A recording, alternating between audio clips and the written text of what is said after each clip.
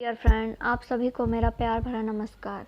Online शिक्षण के YouTube channel में आप सभी का स्वागत है। दोस्तों, हम लोग पवन सीरीज के वेरी शॉर्ट क्वेश्चन यानी कि अति लघु उत्तरीय प्रश्न उत्तर कर रहे हैं।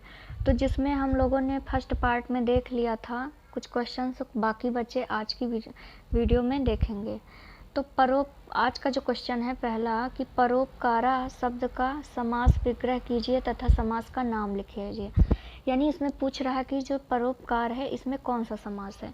तो परोप यानी परोपधन, परधन, उपकार, तो इसमें कौन सा समास हो जाएगा हमारा? तत्पुरुष समास होगा, यानी परेशान उपकार। क्लियर। फिर नेक्स्ट क्वेश्चन है कि मात्र शब्द में षष्ठी विभक्ति के तीनों वचन रूप लिखिए, यानी शब्द रूप लिखने को बोल रहा है। मात्र शब्द यानी मात्र में हमारा ऋकारांत स्त्रीलिंग के शब्द रूप के रूल लगेंगे। तो षष्ठी विभक्ति पूछा है इसमें, तो मातुः, मातो, मात्र और मात्रणाम, यानी कि मातुः, मातो, मात्रणाम। क्लियर। फिर उसके बाद पूछा है कि श्रु। श्रु मीन्स होता है, श्रु एक हमारी धातु है, श्रु मीन्स होता है सुनना। तो बोला है कि श्रु धातु रूप, जो श्रु धातु रूप है, इसके लट लकार यानी वर्तमान काल के प्रथम पुरुष के सभी वचनों को लिखिए। तो इसका क्या होगा? लट लकार पूछा है यानी वर्तमान काल, तो इसमें होगा षडोति, षडोरुता और षडवंती, यानी षडोति, षडुता और षडवंती। क्लियर।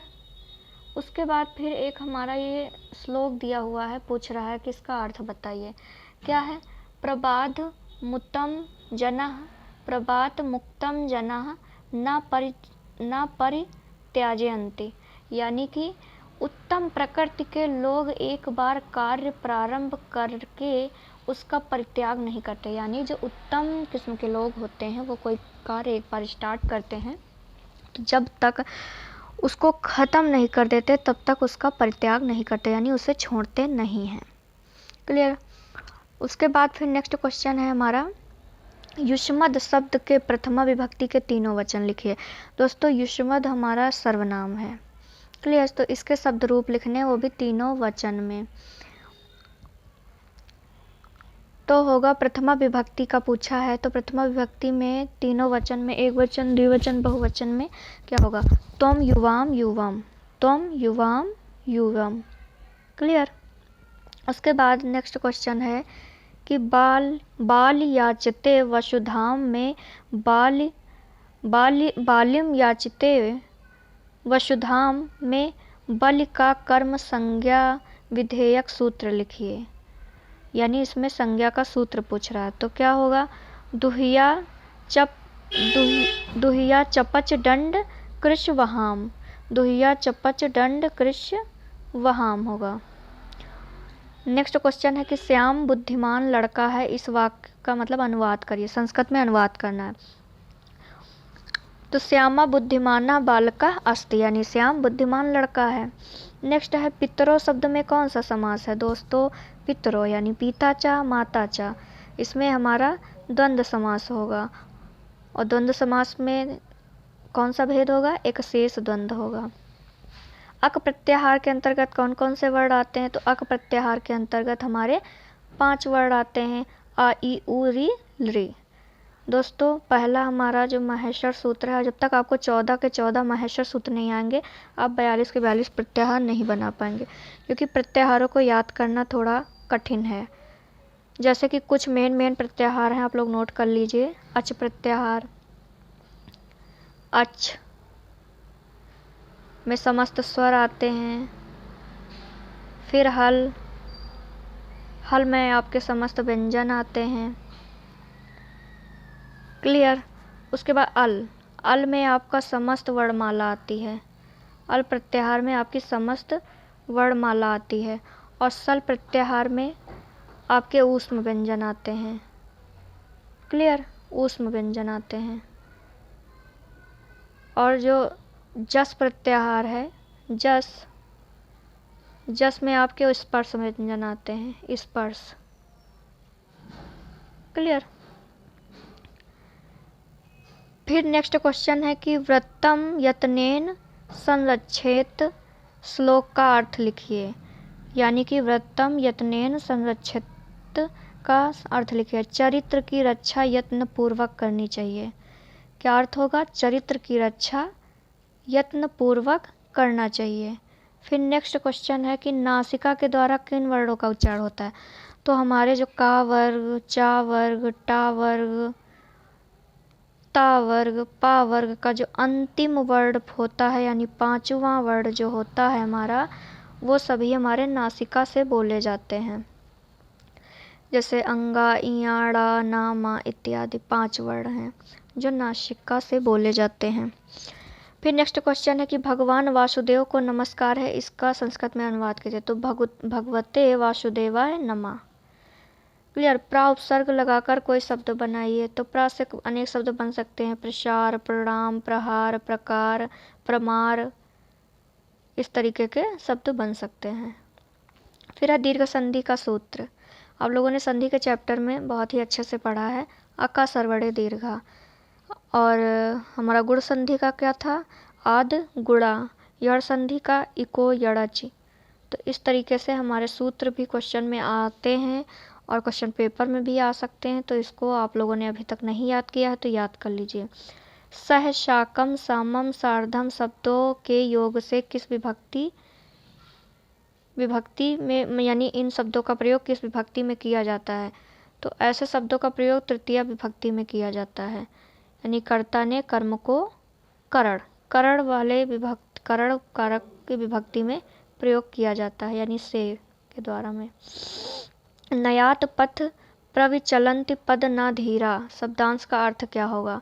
यानी न्यायात पथा प्रविचलंति पद न धीरा शब्द का क्या अर्थ होगा? तो सज्जन पुरुष न्याय के मार्ग पर चलते हुए कभी विचलित नहीं होते हैं।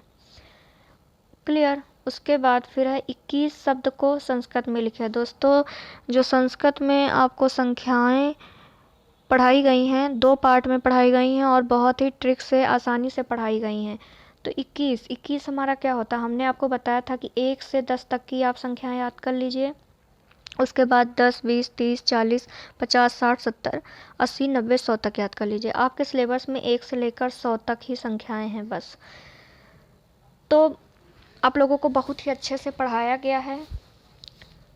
तो 20 एक 21 होता है। तो 20 का जो संस्कृत में होगा विष्यंति होगा, विष्यंति और एक, तो एक विष्यंत। 21 का जो होगा एक विष्यंत। क्लियर। उसके बाद नेक्स्ट क्वेश्चन है हमारा कि सप्ताध्यायी शब्द में कौन सा समास है? तो पहला पद क्या है? संख्यावाची। तो कौन सा समास हो जाएगा? पहला शब्द हमारा संख्यावाची है तो इसमें हमारा समास हो जाएगा द्विगु समास। क्लियर। उसके बाद फिर हमारा नेक्स्ट क्वेश्चन है कि अस्मत् शब्द के द्वितीय विभक्ति में तीनों वचनों का रूप लिखिए। यानी पूछा गया है कि अस्मत् शब्द के द्वितीय विभक्ति के तीनों वचनों का रूप लिखिए। तो कौन कौन सा होगा? माम, अवाम, अश्मान। क्लियर। ये तीनों आपके होंगे अस्मद शब्द के द्वितीय विभक्ति के तीनों वचन। अस्मद, युष्मद हमारे दोस्तों सर्वनाम है। तो इस तरीके से आज हम लोगों ने जो पवन सीरीज के अति लघु स्तरीय प्रश्नोत्तर थे वो हम लोगों ने समाप्त कर दिए हैं। तो जो भी प्रशिक्षुओं ने अभी तक नहीं देखा है वो लोग देख लें। बहुत ही अच्छे से आपको एक्सप्लेन करके बताया गया है। आप लोगों को संधि, समास, किसी भी चैप्टर में कोई भी प्रॉब्लम हो, प्लेलिस्ट में जाके आप लोग अच्छे से अपना डाउट क्लियर कर सकते हैं। संधि बहुत अच्छे से पढ़ाई गई है, प्रत्याहार पढ़ाया गया है, समास पढ़ाया गया है और वाच्य, संस्कृत में अनुवाद, संस्कृत में संख्याएं, धातु रूप, शब्द रूप, ये सारे चैप्टर आपको बहुत ही अच्छे तरीके से बताए गए। और उसके बाद आपको थ्योरी के भी जो सारे चैप्टर थे वो भी आपको बताए गए। सूत्र लेख, अनुलेख, ये सब टाइप के लेख से भी क्वेश्चन आप लोगों में आते हैं और हैं, अभी आप लोगों ने सॉल्व भी किया है। तो ये सब आप लोग पढ़ लीजिए। जिन भी प्रशिक्षुओं ने अभी तक नहीं पढ़ा है ये उनके लिए है, और जो थ्योरी पढ़ते आ रहे हैं उनको तो कोई प्रॉब्लम क्वेश्चन में होगी ही नहीं, बस उनको एक बार रिवीजन करना है। और हमारा अभ्यंतर प्रयत्न था, यानी कि किसी भी बात को कहने की चेष्टा जो हम करते हैं, यानी जो प्रयास करते हैं वो हमारे प्रयत्न कहलाते हैं। क्लियर। और सबसे इम्पॉर्टेंट है कि आपको वर्णमाला में याद रखना है कि संस्कृत व्याकरण के जन्मदाता कौन है, तो महर्षि पाणिनि जी हैं। और संस्कृत के वर्णमाला जो है किसने लिखी? महर्षि पाणिनि ने अपने अष्टाध्यायी में, अष्टाध्यायी उनका ग्रंथ था, उसमें उन्होंने पूरी संस्कृत की व्याकरण लिखी है।